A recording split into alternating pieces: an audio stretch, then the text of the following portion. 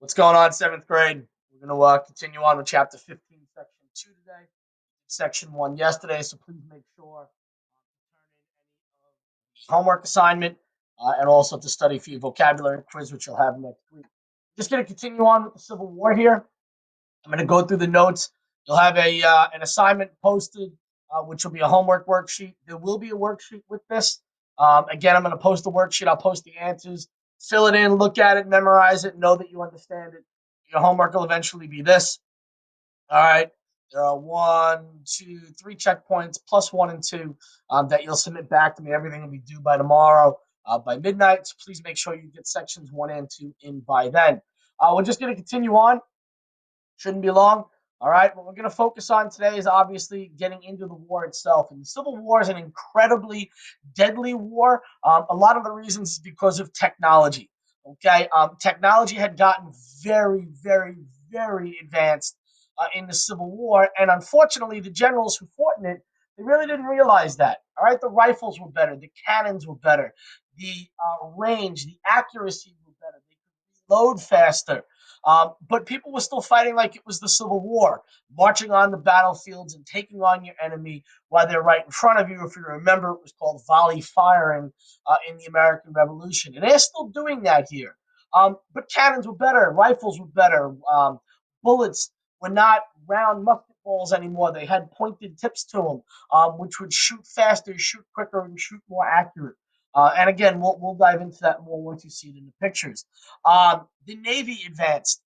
Okay, the Navy was starting to get away from the wooden ships and starting to build what became known as ironclads. All right, this really showed technology during the Civil War, and two of the most famous is the Northern Monitor and the Southern Merrimac.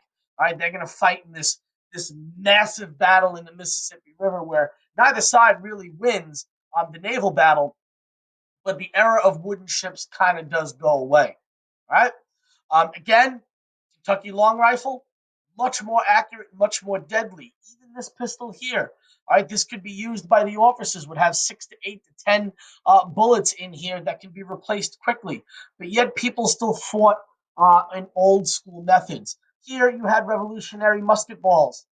Here you had Civil War bullets. Notice, all right, the grooves help spin the bullet in the gun, and the pointed tip helps it shoot more accurately and quicker through the air. Cannons, much more deadly, much more accurate. All right, they got the idea of putting musket balls or nails in the cannonball and pack it with gunpowder. So when the cannonball exploded, this would act like a machine gun in fire. So if you're marching onto a battlefield with 1,000 troops, like it's the Revolutionary War, and these cannonballs are exploding around you, it's just ripping apart your men. Okay? It's a massive change in the Navy. Okay, the Navy is going to start building ships now, not out of wood, but out of metal or iron. All right, that's how they get the nickname ironclads. And here's an example of some. Okay, low to the ground, low to the water. Okay, a rotating turret that could fire cannons. You'll notice here the extension of the ships because these ironclads could literally run right through wooden ships. Okay, the most famous battle of the ironclads is going to be between the Monitor and the Merrimac. All right. Neither side really wins. Neither side sinks the other, but it's definitely an introduction now to an advancement in the Navy. All right. One of the major problems, all right, President Lincoln is going to have now. Jefferson Davis of the South doesn't have this. Is President Lincoln doesn't have a commanding general he can trust. He goes through a bunch of generals, all right, lieutenant generals, leaders of the Union Army, until he finds the one that'll ultimately defeat Lee, and that'll be General Grant, and we'll get to him later, all right?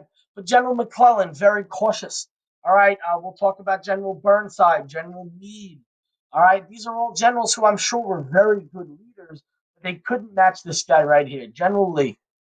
All right, General Robert E. Lee is going to be the general in charge of the Southern Army. He is going to be one of the most respected generals in American history.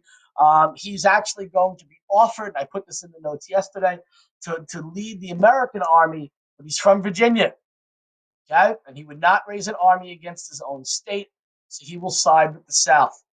The hope is the more Southern victories, England would jump on board. England would provide the South with navy, money, weapons, supplies.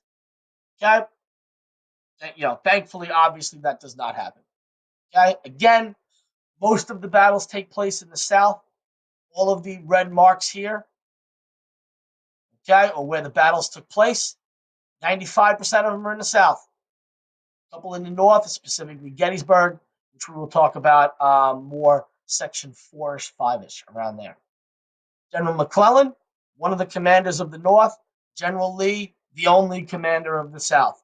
Jefferson Davis of the South knows he can trust General Lee. President Lincoln, unfortunately, is going to go through a bunch of generals until he finds General Grant. These are just pictures of Civil War battles and the aftermath. I told you photography was in play by then. Okay? Until we get eventually to General Grant. General Grant is going to be fighting in the West, this region here. Fort Henry, Fort Donelson, the Battle of Shiloh, Chattanooga, Vicksburg. This is going to be Grant. These are going to be battles Grant wins. Okay? Deadly tall, but he wins. So President Lincoln realizes as the South is winning all of these battles, Grant's winning the West. He needs to get Grant east. And that's eventually what will happen. And obviously, we'll dive into that more at the end of the war. All right, Grant wins Fort Henry, Fort Donelson, the Mississippi River, the Battle of Shiloh, which at that time, Shiloh was going to be the deadliest battle the U.S. had ever seen at that point. Gettysburg will top that. They eventually win New Orleans. He wins control of Tennessee. So Grant's the guy, okay, right here. All right, this is the guy who President Lincoln is going to rely on to ultimately defeat the North. After 1863, he is going to be named Lieutenant General of the American Army. The only other person to hold that title was George Washington. Okay, again, look at the battles. He will win Vicksburg, which gives him control of the Mississippi. He will win Shiloh, Fort Henry, Fort Donelson, Knoxville, Nashville. He wins all of these battles. Okay, all of them. He wins, and they're deadly battles. All right, but it absolutely splits the South in half, and then Lincoln knows this is going to be his guy. We'll dive more into that later. Okay, again, looking what the North American continent looked like. You had your United States, your Confederate States, your border states. Okay, here, all right, and then ultimately, this is the guy who will help to defeat Lee. We have to go through a lot more than that, but this will be the general who President Lincoln will rely on. So again, look at the notes, guys. Take a look at the worksheets. All right, the worksheet will be posted. I'm going to give you the answers. All right, here are the answers. You can fill them in if you want. Make sure you know Grant. Make sure you know the border states, ironclads, technology. Make sure you know all that stuff, strategies, tactics. All right, and then ultimately complete this homework assignment on the Google Doc, submit it, and turn it in for homework. Due dates will be attached. If you have any questions, as always, send me a text. Take care, guys.